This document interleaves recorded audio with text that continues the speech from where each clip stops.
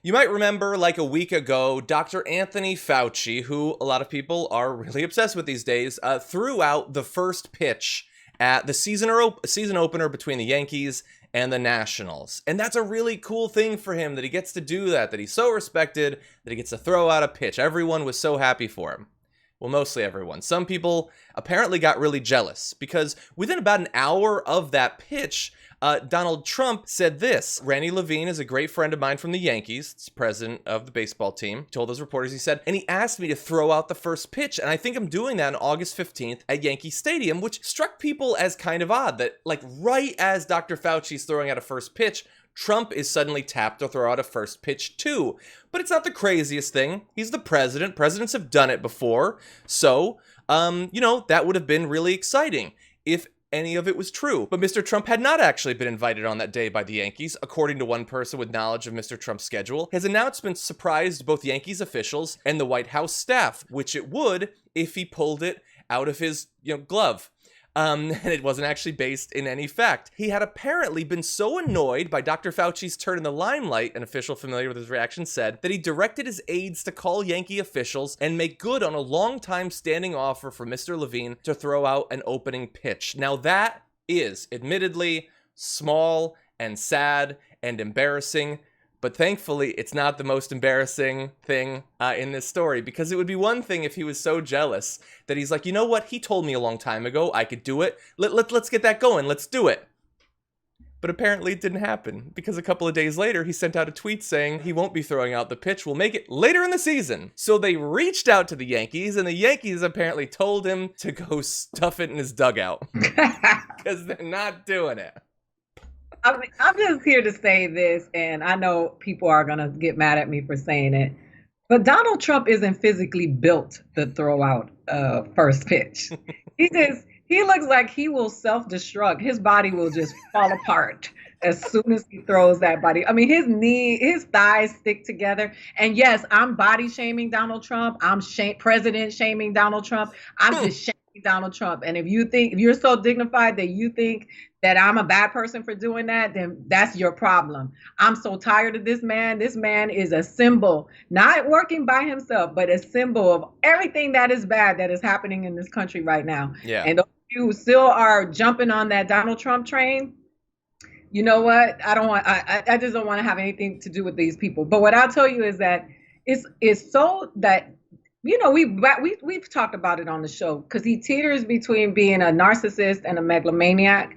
But I think that he's both, right? His ego has been the biggest problem for him as the president of the United States. Yeah. His ego has been the most toxic feed that continuously makes him he walks around so vulnerable because his ego, and I know that his niece gave some insight about what happened to him as a child, because, you can see the trauma.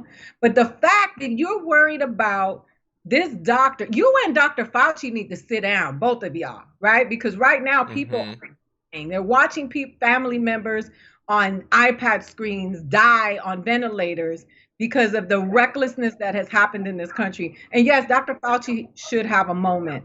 But I just think that, why are we even having this conversation right now while America is on fire? Yeah, that's true. To me, it's just like, and that's what I hate about this celebrity worship in this country. The worst thing that happened to us is that Dr. Fauci became a celebrity. Because we get so caught up, and then they politicized him, and then the right hates him. And then and now he's here for public service to help us through this moment, this dark moment in our history where we're losing Americans on a daily basis. Yeah. And now we're having a conversation on Twitter about who threw out a pitch first. It's idiocracy, my friends. You're right. You're right. He shouldn't be a celebrity. And I would argue that in any other administration, if the same thing was going on, he wouldn't be. He would just be a doctor.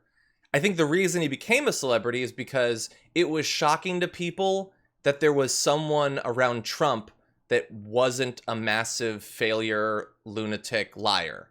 He was just a doctor who seemed to care if people lived or died. And everyone's like, oh my God, I haven't seen this in years. What is going on?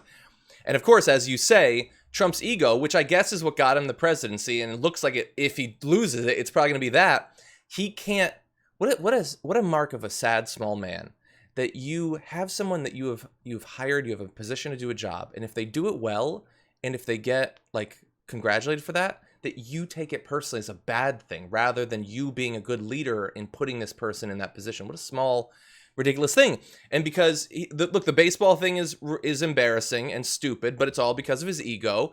His unwillingness to change his strategy against COVID is all because of his ego, because as everyone who's ever met him says, he can never admit that he was wrong. And to change his strategy now would be to imply that he was wrong before.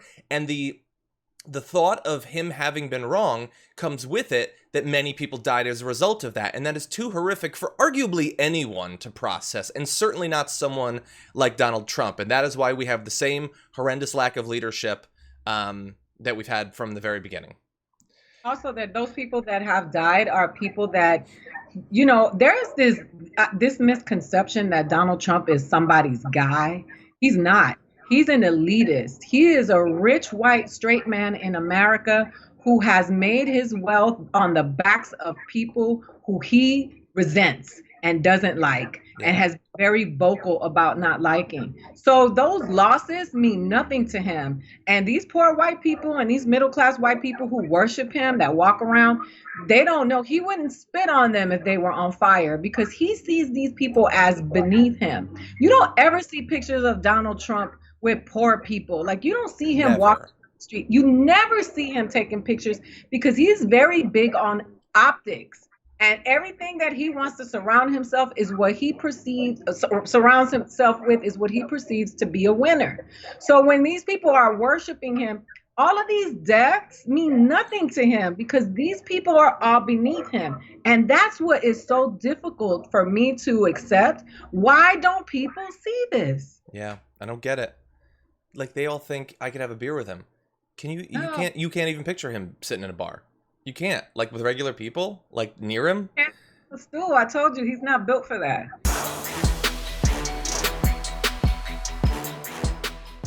For more political news, breakdowns, interviews, stories of activism, and me trying my hardest to care about the occasional big celebrity news story, subscribe to our YouTube channel at youtube.com/The Damage Report. And you can ring the bell wherever it is so you don't miss anything.